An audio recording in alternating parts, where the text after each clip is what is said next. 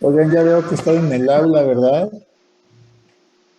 No les escucho. Sí, doctor. Y la próxima vez, ¿no podría yo ir y ya darles a todos? Sí, doctor. Pero ya todos, no a los 12, porque me dicen que van, ¿cuántos? Seguimos la rotación AB. No, pero pues ¿cómo voy a hacer una rotación de la clase? No, o sea, es que estamos divididos 10 y 10.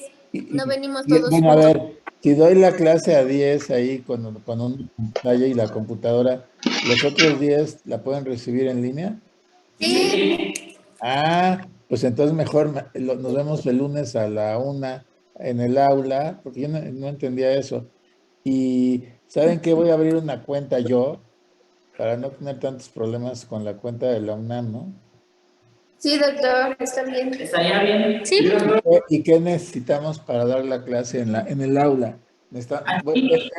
Tengo una Mac, entonces yo me imagino que necesito el convertidor para conectar la Mac al sistema del aula que es muy viejo. Sí, podemos conseguir un adaptador. Pero Su la Mac. Mac, ok, si pueden conseguir un adaptador, pero tengo la Mac, la que tiene la nueva edición que tiene bien chiquito el miren. Ah, ok. Ah, yo O tengo sea, no una tiene terminal entrada HD. ni para. Todas sus entradas son de ese dispositivo. Bueno, de esa entrada, valga. No tiene, ¿no? No tienen el adaptador para esta. Yo tengo un adaptador de esa, pero es. Perdón, doctor. Pero es HDMI. Ah, pero es que lo que tienen ahí en el aula es una cosota, ¿no? Es Es que un, hay dos tipos, hay VGA y HDMI. ¿y qué Entonces, tienen qué tienen en el aula? VGA, ¿no? los dos y HDMI también. Entonces voy a tratar de conseguir un adaptador que conecte esto con un VGA o un HDMI, ¿están de acuerdo? Sí, Sí, sí, doctor. doctor. Lo esperamos el Bueno, lunes. entonces nos vemos el lunes, ¿ok? Sí, doctor. A la 1. Bueno, entonces mientras vamos a ver esto. Ok. Este, algo de leucemias agudas. Bueno, miren, la leucemia aguda es uno de los padecimientos más problemáticos, más angustiantes que tienen los hematólogos, porque no da mucho tiempo. O sea, la leucemia aguda pues, es una infiltración por células malignas que pueden ser mieloides o linfoides, pero que pues la tasa de multiplicación es muy alta y entonces en pocos días, máximo 1 o 2 meses, la médula ósea del paciente se invade completamente los blastos, hay una detención de maduración de la mielopoiesis y los blastos pues van invadiendo el lugar de la médula ósea, van restando rápidamente la hematopoiesis general y entonces el paciente, pues todos tienen anemia, combinaciones, digamos, de anemia, de leucopenia, de neutropenia, de trombocitopenia y hay blastos. Entonces el paciente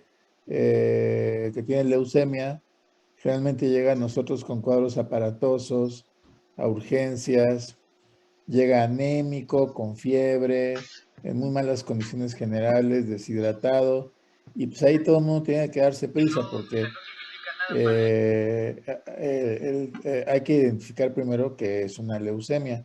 A veces se puede muy fácilmente viendo el frotis de sangre periférica, lo que reporta el laboratorio, pero a veces no es tan evidente. A veces hay casos en que el paciente tiene anemia leucopenia y trombocitopenia, o sea, un síndrome de pancitopenia periférica, pero pues resulta que el paciente no tiene blastos en la sangre periférica y uno cree que la pancitopenia es debido a otra cosa. Y claro, pues tiene que ser una médula ósea este paciente y pues está atascado de blastos la médula ósea. Entonces, a un paciente con leucemia, pues hay que dar un tratamiento rápido de sostén hematológico. Y el tratamiento de sostén hematológico consiste en hidratarlo. Generalmente se utilizan soluciones bicarbonatadas, solución fisiológica, con bicarbonato de sodio para mantener 1 a 2 ámpulas de bicarbonato de sodio para mantener un flujo urinario y a lo mejor llegan a insuficiencia renal inclusive. Entonces hay que restaurar ese flujo urinario y la orina debe estar alcalina porque la leucemia es ácida. Entonces hay que ir contra la acidosis metabólica y también porque la acidosis contribuye a que haya insuficiencia renal aguda y porque se vayan depositando sales de ácido úrico en los túbulos renales y eso te conlleva a hiperuricemia y a más insuficiencia renal. O sea, hay que hidratar al paciente con soluciones bicarbonatadas, hay que cruzarle paquetes globulares, plaquetas.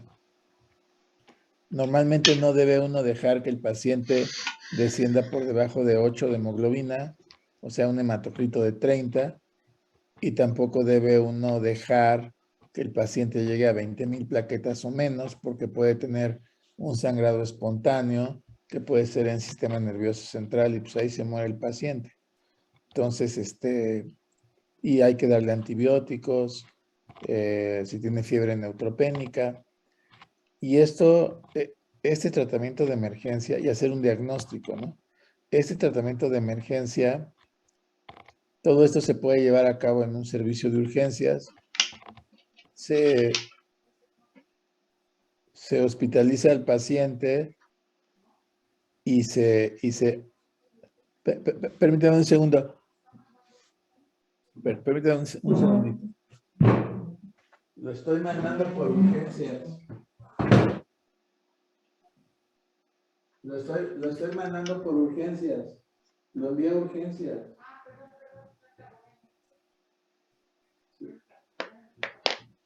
Lo envía que ya tienen instrucciones en urgencias. Bueno. Pues vete a urgencias corriendo para que te ingresen por ahí. Porque admisión es probable que no te admitan a esta hora. No suelen admitir a esta hora a los pacientes. Sí, es la bronca. Vete por urgencias. Bueno.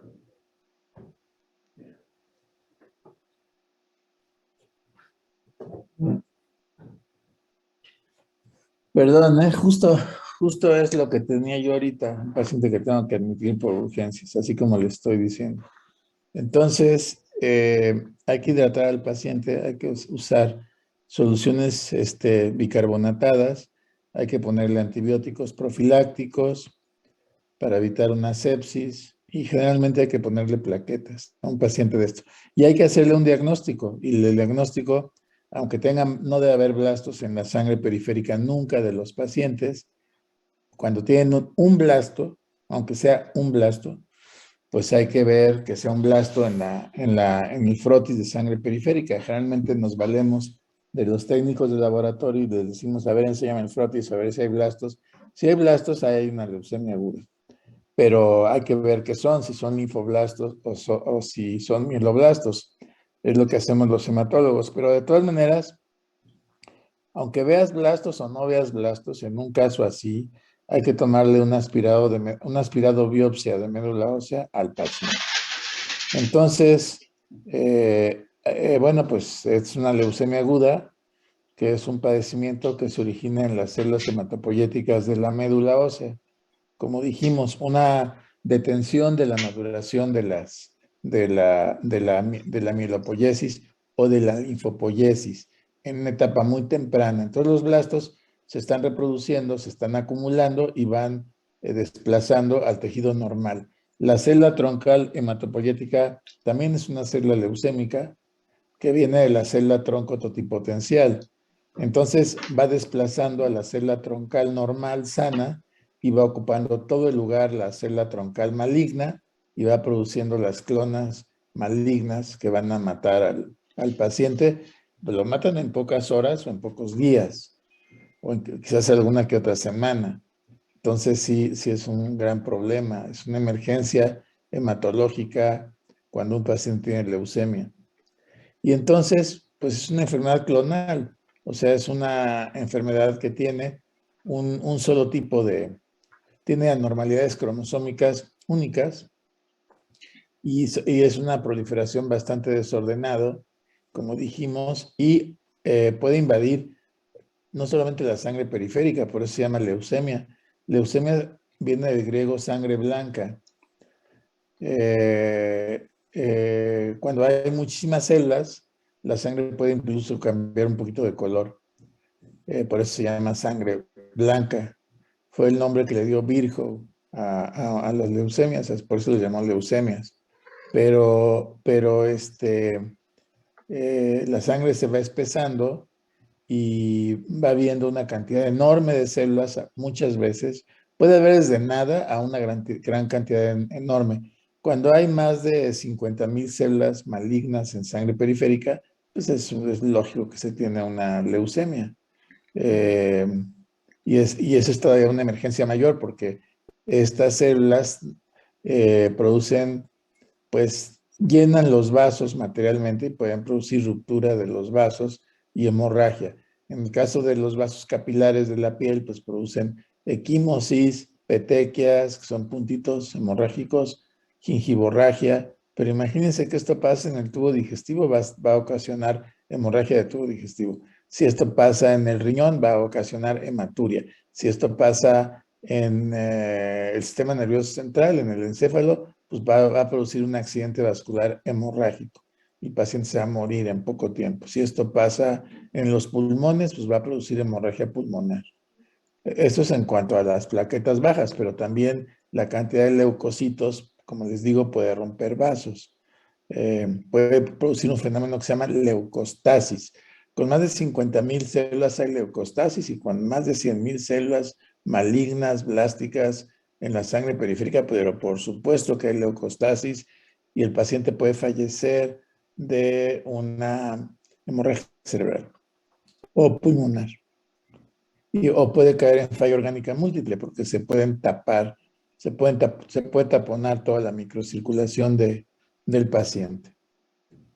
Entonces, las leucemias en general pueden ser agudas o pueden ser crónicas. Y de acuerdo al origen celular, pueden ser linfoides o mieloides. Las leucemias crónicas, que no las vamos a mencionar ahorita mucho, son 5 básicamente y se llaman síndromes mieloproliferativos crónicos. Síndromes mieloproliferativos crónicos.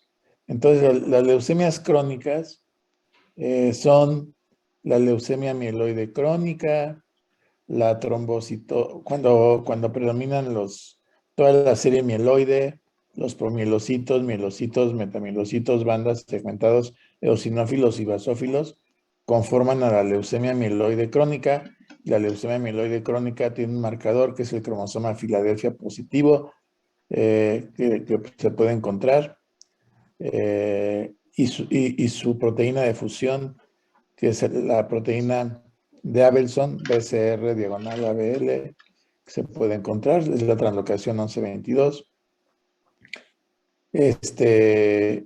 Y también puede haber otros síndromes crónicos, como la trombocitemia esencial primaria, en donde lo que predomina son las plaquetas.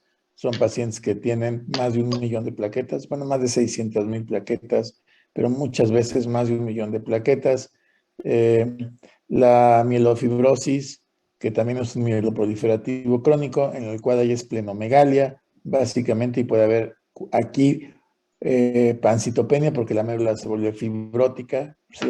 Se ha colocado dentro de los síndromes mieloproliferativos crónicos a la mielofibrosis con metaplasia mieloide agnogénica, porque hay hematopoiesis en el vaso y en el hígado, como si fuera una hematopoiesis fetal, de la cual alguna vez hablamos.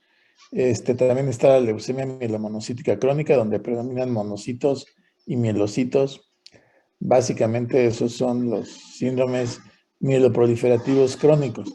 Pero las leucemias agudas, de las cuales estamos hablando, son linfoblásticas y mieloblásticas, básicamente. Entonces, se diagnostican porque siempre hay una alteración en la serie blanca. Ya dijimos que hay blastos. y puede haber leucopenia y puede haber neutropenia.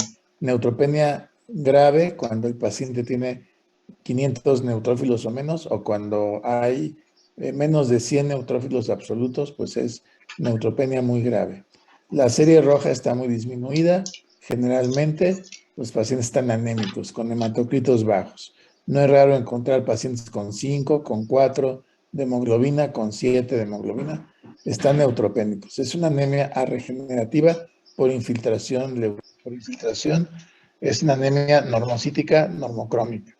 Y la serie plaquetaria pues está baja. En lugar de que tengamos entre 150,000 plaquetas y 450,000 plaquetas, que es lo normal, pues son pacientes que tienen menos de 100,000 plaquetas, ¿sí? Y de ahí para abajo, ¿no? Hasta hay pacientes que tienen 5,000 plaquetas al diagnóstico. Y eso es muy grave. Se corrobora en el frotis de sangre periférica, donde el técnico te dice, pues no tiene plaquetas su paciente, doctor. Okay. Y blastos, la demostración de blastos en sangre. Lo siento, no puedes usar la función interfón desde tu Mac. La aparición de blastos en sangre periférica o en médula ósea. Entonces, la leucemia mieloide es una leucemia más de adultos, más de pacientes jóvenes, 30 o 40 años, o pacientes ya un tanto grandes, más de 60 años. Y los blastos mieloides tienen la característica de que no infiltran tanto el hígado o el vaso, pero sí se presentan mucho en la sangre periférica y tienen unos cuerpitos, a veces unos bastoncitos en el citoplasma que se llaman granulaciones de Auer. No siempre los tienen, pero cuando los tienen, pues no duda uno de que sean mieloides. Y aquí tenemos algunos ejemplos.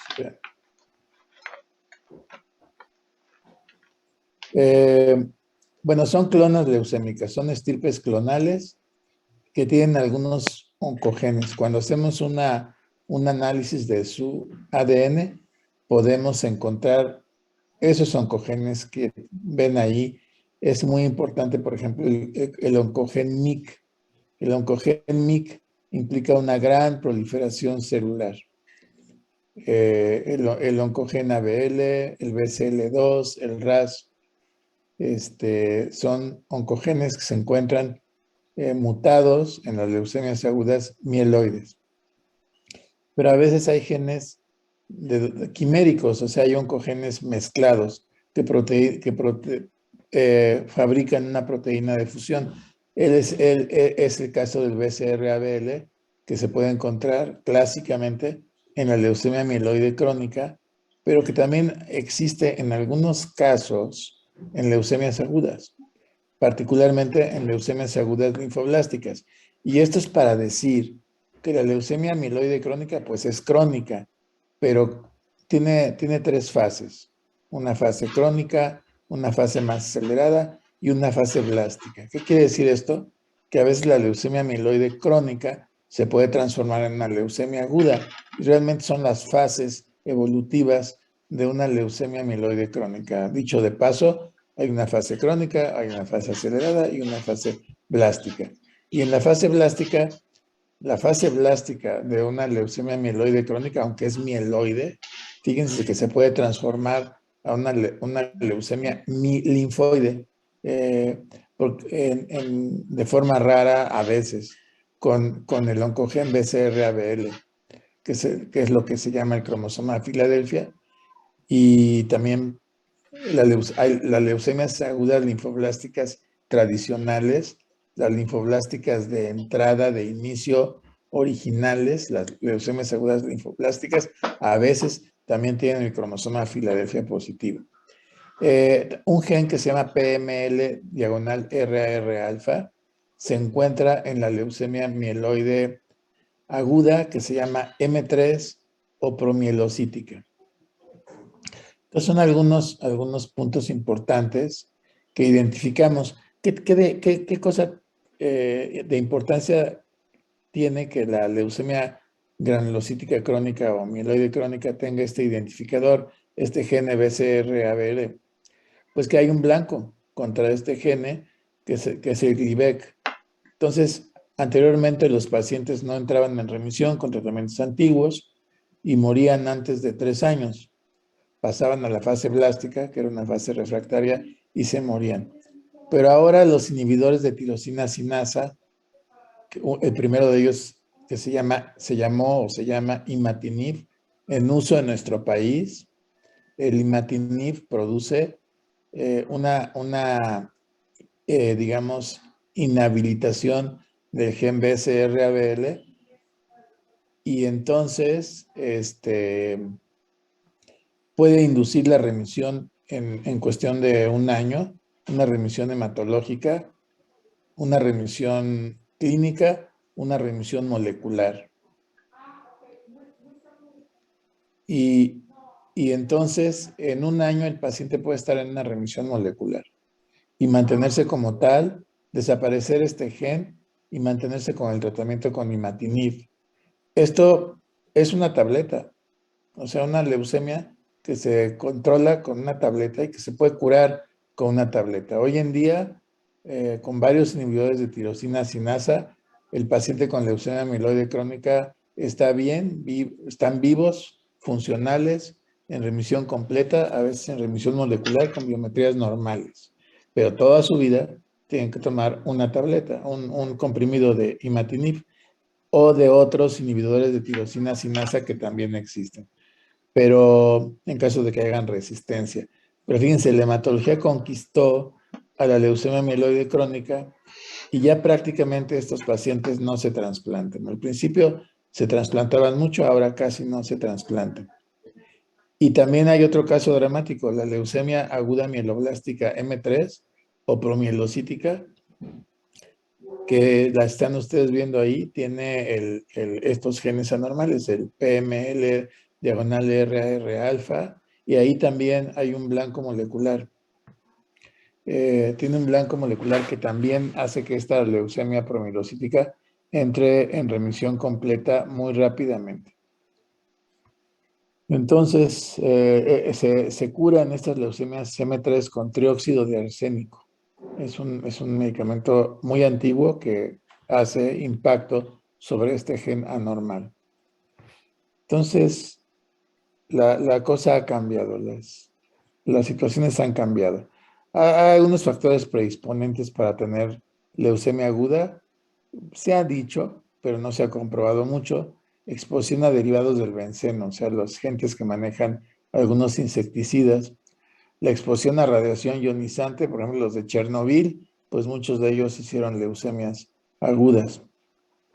Pero también lo más real es la exposición a agentes alquilantes, es decir, a ciclofosfamida, por ejemplo, y a otros agentes alquilantes que se usan en padecimientos inmunitarios, en artritis reumatoide, en lupus eritematoso. Antiguamente se utilizaron muchos agentes alquilantes y el paciente con el tiempo podía hacer leucemias agudas, generalmente mieloides.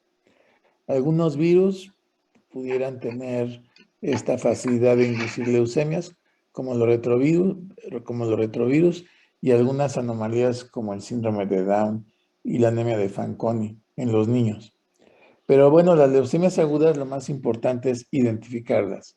Y hoy en día existe la clasificación morfológica, ver los blastos, no tanto en la sangre periférica, verlos en la médula ósea.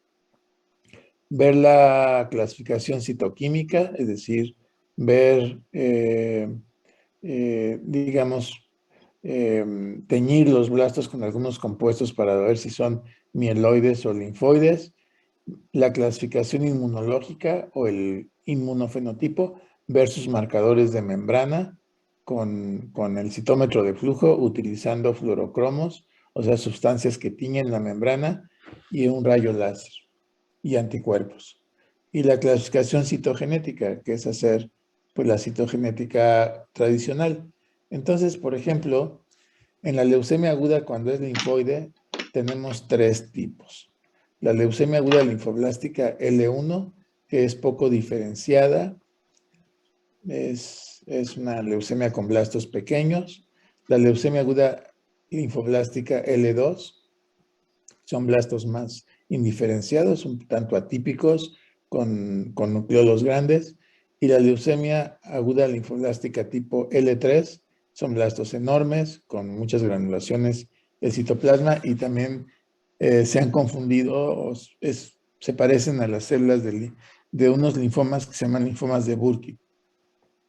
Entonces, son los 3 tipos de leucemias que hay. Claro, los más frecuentes, la más frecuente es la leucemia aguda linfoblástica L2. Es la más frecuente en los adultos. Aquí tenemos ejemplos de leucemias agudas linfoblásticas. ¿Cómo sabemos que son linfoblásticas? Pues porque tienen el núcleo con cromatina muy abierta. No es una cromatina medio laxa, digamos. Tienen 1 o 2 nucleolos, como ustedes pudieran ver. Aquí está un nucleolo.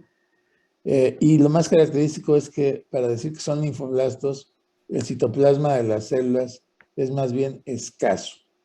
Esta sería una leucemia aguda linfoblástica L2, por ejemplo. Y aquí tenemos, estas son células muy anormales. Esta es una leucemia aguda donde se ven los blastos. Estos son blastos mieloides. No, se parecen a los linfoides, pero tienen sus diferencias. Parecen más como huevos estrellados, porque tienen una cromatina más abierta, nucleolos, tienen muchos nucleolos, 1, 2, 3, 4, 5. Se ven con muchos nucleolos y el citoplasma es mucho más abundante.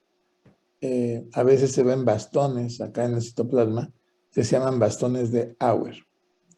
Aquí tenemos una leucemia aguda tipo Burkitt. Los tipo Burkitt son una L3 y tienen un citoplasma muy grande, muy amplio y muy basófilo, o sea, muy azul. Y tienen estas vacuolas que son muy características.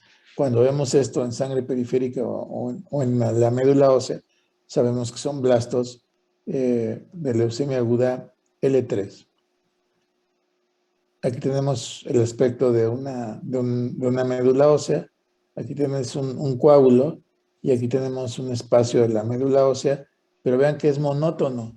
Todo lo que se ve ahí son células blásticas. Digo, a esa distancia no podemos distinguir como de qué blasto se trata. Por experiencia, pudiera yo decirles que es una leucemia aguda linfoblástica L2, pero bueno, pues hay que acostumbrarse a los diagnósticos. Y es la clasificación morfológica de las leucemias agudas mieloides. Hay una leucemia aguda mieloide que es indiferenciada, no se puede distinguir fácilmente de la leucemia aguda linfoblástica indiferenciada. A veces se distingue con anticuerpos monoclonales, casi no tiene diferenciación y esto es de muy mal pronóstico. La leucemia aguda mieloblástica tipo 1, M1, es un poco más madura, pero es inmadura todavía. La leucemia aguda mieloblástica M2 es como intermedia, es mucho más madura. La leucemia aguda mieloblástica M3 tiene promielocitos hipergranulares. Es la que tiene el gen que les decía, RR alfa, donde podemos hacer blanco con trióxido de arsénico o con otra molécula que se llama ácido transretinoico. Esta leucemia aguda mieloblástica era muy grave en los años 80. Hacían coagulación intravascular diseminada porque estos blastos son muy reactivos y tienen muchos gránulos que activan la coagulación.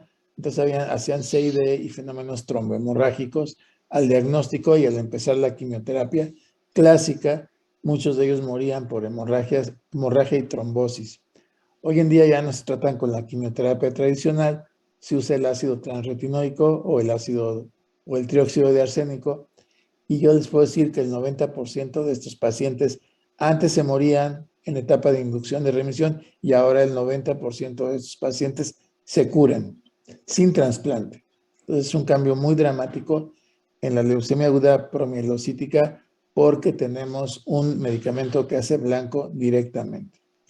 Después tenemos otra leucemia en donde hay mieloblastos y monoblastos, ahí mixtos en la sangre periférica y en la médula ósea, y por eso se llama leucemia aguda M4 o mielomonoblástica, van madurando más los blastos y tenemos M5, la monoblástica pura, puros monoblastos, y cuando solamente estamos abarcando a la serie roja y no a las demás células, hay precursores de serie roja. Hay un tipo que se llama eritroleucemia, que es de mal pronóstico, y esta que es de muy mal pronóstico, donde los blastos pertenecen a la serie de los megacariocitos, o sea, son antecesores de los megacariocitos, o sea, megacarioblastos. La leucemia aguda M7 o megacarioblásticas. Esta es una clasificación morfológica que nos permite identificar qué tipo de leucemia es, muy reproducible, pero digamos que es lo que se hacía en los años 80 y 90, se sigue haciendo porque es reproducible, pero hay que complementar con con otras tinciones, con inmunohistoquímica y también con el inmunofenotipo, que nos puede decir todavía mejor qué son. Y claro, el 90% de los pacientes tienen anemia, clínicamente están muy cansados, con fatiga, con hemoglobina menos de 8, tienen glóbulos blancos muy altos, con 50,000, 60,000 leucocitos, tienen plaquetas muy bajas y tienen blastos circulantes. Entonces, las leucemias agudas pues abarcan en los niños, cuando existen en los niños son de mal pronóstico cuando son muy pequeñitos. Digamos, cuando tienen menos de 30,000 blastos, no es tan malo. Las leucemias de estirpe B no son tan porque con anticuerpos monoclonales podemos decir si son Bs, si son pre-Bs, si son Ts, si son pre-Ts, de qué tipo vienen. Las leucemias de estirpe B y pre-B son los más comunes, y los de estirpe B todos estos son datos de pronóstico favorable. Es un dato de pronóstico favorable. El estado nutricional adecuado es favorable, menos de 30,000 leucocitos al diagnóstico es favorable, que sean B maduras son favorables, que no haya translocaciones en el cariotipo es favorable, que no tengan, que sean linfoides y no mieloides es más favorable que sean linfoides, que no tengan infiltración en el sistema nervioso central, o sea, no tienen cuadros neurológicos, y cuando hacemos una punción lumbar para etapificar, no vemos infiltración al sistema nervioso central. Esto es muy bueno. Cuando no están infectados, en fin, o sea, todos estos son datos de pronóstico relativamente favorable. Todos tienen fatiga, mucho más frecuente en la leucemia aguda linfoblástica. Pueden tener fiebre, una buena cantidad de casos. Pueden tener infecciones. De entrada, pues, vienen con neumonía, con bacteremia. Hay que atacarlos con antibióticos de amplio espectro. Generalmente usamos un aminoglicósido y una cefalosporina de tercera generación y un antifúngico. Por ejemplo, un esquema puede ser ceftriaxona, amicacina, por ejemplo, ¿no? Y un antifúngico, fluconazol, por ejemplo. Y muchos de ellos pues vienen con hemorragias, sobre todo cuando son linfoblásticas, hay que ponerles plaquetas, y muchos de estos pacientes tienen dolor óseo por la infiltración, sobre todo dolor esternal. Entonces, el síntoma más frecuente es la fatiga por síndrome anémico. Y la fiebre, pues porque tiene neutropenia, ¿no? Se llama fiebre neutropénica, sobre todo porque puede estar lleno de blastos, pero los neutrófilos de la sangre normal no los tiene. Tiene menos de 500 o menos de 100. En fin, puede tener gastroenteritis, puede tener neumonía, pueden tener hemorragia a cualquier nivel, gingivorragia, bulas hemorrágicas en la boca, puede tener todo eso. Y la exploración física, en la esplenomegalia, las visceromegalias, la esplenomegalia y la hepatomegalia son muy características de las leucemias agudas linfoblásticas, igual que los ganglios anormales, no dolorosos, ganglios grandes de entre 1.5 a 3 centímetros, o conglomerados ganglionares en el cuello, en las axilas, en las ingles. hepatomegalia, esplenomegalia, doloroso, o sea, son más un poco más aparatosos las leucemias linfoides. Y algo muy grave que tienen las leucemias linfoides es que con frecuencia sí está infiltrado el sistema nervioso central. Podemos tener parálisis de pares craneales o simplemente podemos tener cefalea. A lo mejor la tomografía o la resonancia magnética no muestran gran cosa, pero sí la punción del líquido cefalorraquídeo es muy importante para que veamos la morfología, que haya blastos ahí, o que podamos ver mediante inmunofenotipo que son blastos leucémicos. Entonces, a todos los pacientes de entrada, sobre todo si son leucemias agudas linfoblásticas, que creamos que son eso, pues hay que hacerles una punción lumbar diagnóstica, aparte de la punción de médula ósea. Entonces, podemos también hacerles citoquímica, eso lo hacen los patólogos o también lo podemos saber en médula ósea. Hay la tinción de mieloperoxidasa que identifica que son mieloides y es negativa cuando son linfoides B o cuando son linfoides T. O sea, en la mieloperoxidasa, como tiñe gránulos de los blastos mieloides, pues es negativa en los blastos B y en los blastos T y positiva en la leucemia aguda mieloide aguda. En cambio, el Sudán negro, esta tinción es totalmente positiva en la leucemia aguda mieloide. Hay alguna tinción que se llama de estearasa inespecífica que también identifica algunas leucemias mieloides y una tinción de PAS del ácido periódico de Schiff, una tinción de color rojo, tiñe gránulos de azúcar en los blastos linfoides. O sea, la tinción de PAS es para identificar leucemia aguda linfoblástica y no mieloide. Y esta fosfatasa ácida a veces es positiva en la leucemia T. Entonces tenemos estas tinciones, ya no se usan mucho en el laboratorio porque es más común utilizar anticuerpos monoclonales para decir qué son las leucemias. Y aquí tenemos pues una serie de anticuerpos monoclonales que nos dicen, sobre todo si son linfoides, si son B, si son tempranas, leucemias tempranas, si son pre-B, que son muy, muy positivas, o si son T. Entonces, hay una tinción, regiones en la membrana de las células que son identificadas por fluorocromos que van dirigidos con anticuerpos a estos lugares de la membrana de la célula y son vistas por el citómetro de flujo.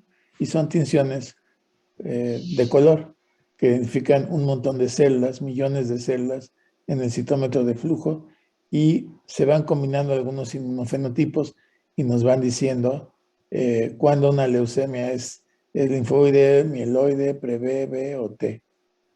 Aquí tenemos las leucemias mieloides. Por ejemplo, en las leucemias linfoides, algo que predomina es el CD10, el CD19 y el CD10 y la inmunoglobulina de superficie.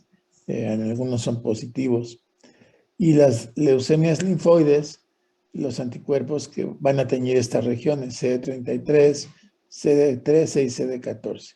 Y en los pacientes con leucemia aguda M6, la leucemia aguda eritroblástica, hay una tinción para glicoforina que es positiva. Entonces, también, de acuerdo al grado de diferenciación, hay algunos tipos de anticuerpos monoclonales que son muy útiles para identificar regiones de membrana de las células. Por ejemplo, aquí está M6, todos los anticuerpos son negativos excepto la glicoforina que es positiva. En la M0, que es muy indiferenciada, solamente el CD33 es positivo, ¿no? Y en cambio, cuando van madurando, el CD3, el CD33, el CD34, todo se vuelve positivo y la glicoforina es negativa porque esto identifica serie roja. Entonces, ven ustedes cómo la citometría de flujo nos permite por lo menos decir si una leucemia es linfoide o mieloide. Y eso es importante para el tratamiento. Y luego, pues hay una clasificación. El siguiente paso de estas leucemias es identificar algunas alteraciones cromosómicas que son específicas. Por ejemplo, la M3, el cariotipo, tiene la translocación 15-17 con intercambio entre el brazo corto de los cromosomas 21 y 22. La M4 tiene con frecuencia inversión 16 o delección del cromosoma 16. La M5 tiene translocación 8-16. En fin, hay algunos marcadores cromosómicos. A todos los pacientes se le hace citometría de flujo y se le hace un cariotipo. Y hay otras que ya no son tan específicas, pero así es como más o menos pueden identificarse las leucemias agudas linfoblast mieloides, y las leucemias agudas linfoides también tienen sus alteraciones. Las leucemias muy inmaduras de precursores B, o la B madura o la T, tienen algunas muy complejas alteraciones cromosómicas. Y nos reportan los paneles y nos sugieren qué tipo de leucemia es, como aquí pudiera ser. Entonces, vean ustedes, tenemos muchas armas. En la sangre periférica y en la médula ósea podemos hacer morfología, citoquímica, citometría de flujo y genética. Entonces, más o menos vamos identificando qué clase de leucemia es, qué tipo de leucemia es. Primero, si es linfoide o mieloide. ¿Y todo para qué? Para el tratamiento. Hay que poner al paciente en muy buenas condiciones generales, hidratado, sin anemia, más de 10 gramos de hemoglobina, pues sin trombocitopenia grave. Yo diría que más de 20,000 plaquetas para arriba. Preferimos mantener plaquetas de más de 50,000 con transfusiones de plaquetas, sin infección, ¿no? Que el paciente se le quite la neumonía con la que venía, o la sepsis, o la infección de vías urinarias.